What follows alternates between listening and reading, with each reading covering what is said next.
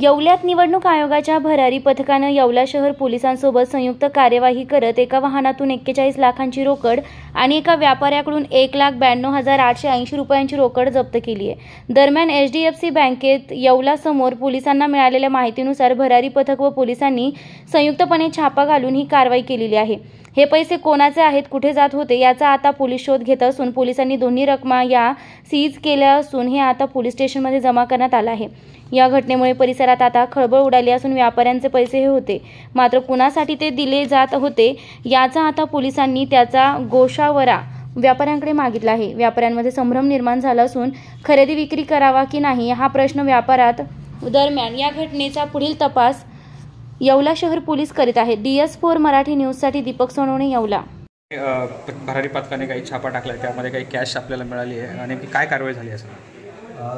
नमस्कार, मी पोलीस निरीक्षक गिरीश प्रकाश महाजन, येवला शहर पोलीस ठाणे। माननीय पोलीस अधीक्षक श्री विक्रम देशमाने साहेब, अपर पोलीस अधीक्षक श्री अनिकेत भारती साहेब, श्री आदित्य मिरखेलकर साहेब, त्याचप्रमाणे मनमाड उपविभागीय पोलीस अधिकारी श्री बाजीराव महाजन साहेब यांच्या मार्गदर्शनाखाली आणि इलेक्शन कमिशन ऑफ इंडिया यांच्या सूचनांप्रमाणे आमच्या भरारी पथकाने आज एक ATM कॅश व्हॅन आम्ही चेक केली। तर कॅश व्हॅनच्या QR कोडप्रमाणे त्यांच्याकडे 51 लाखाची कॅश असायला हवी होती, पण त्यांच्याकडे फक्त 41 लाख रुपयाची कॅश आम्हाला मिळून आली।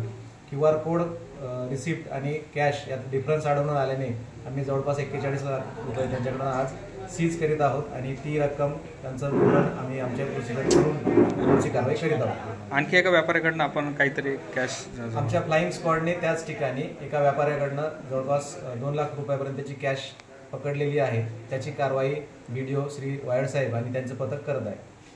ओके। आमचं पिंपळगावला आणि येवल्याला टोमॅटो आणि कांद्याची खरेदी विक्री चालते। आम्ही आज जेव्हा बँकेत गेलो होतो पैसे काढण्यासाठी, तिथे आम्ही विड्रॉल केल्यानंतर आम्हाला इलेक्शन कमिशनचे काही अधिकारी आणि पोलीस साहेबांनी विचारणा केली की याच्यात काय पैसे आमचे 1,98,000च्या आसपास त्यांनी आमचे पैसे जमा करून घेतले। त्यानंतर आम्ही जेव्हा शेतकऱ्यांचे आम्हाला त्रास होतोय तर तुम्ही पैसे कधी वाढणार, पावती वाटायचे, पैसे वाटायचे, पण आमच्या इथं येवल्यामध्ये येवला पोलीस स्टेशनला काही आमची रक्कम पण जमा झाली आहे। आता तुम्ही सांगा आम्ही धंदा करायचा का काय करायचं? बँकेतून आता त्यांनी जमा करून घेतले, पण ते पैसे देतील तेव्हा देतील, ते पैसे आमचेच आहे, पण आम्हाला जो शेतकऱ्यांचा त्रास होतोय त्याच्यासाठी काय करायचं? आता शेतकरी आम्हाला फोन करताय, तुम्ही पैसे कधी देणार, पैसे कधी देणार? आम्ही सांगितलं पोलीस स्टेशनला सांगतो, पोलीस स्टेशनवाले म्हणतात आमचा काय संबंध शेतकऱ्यांचा, आमचा काय संबंध आहे म्हणतात।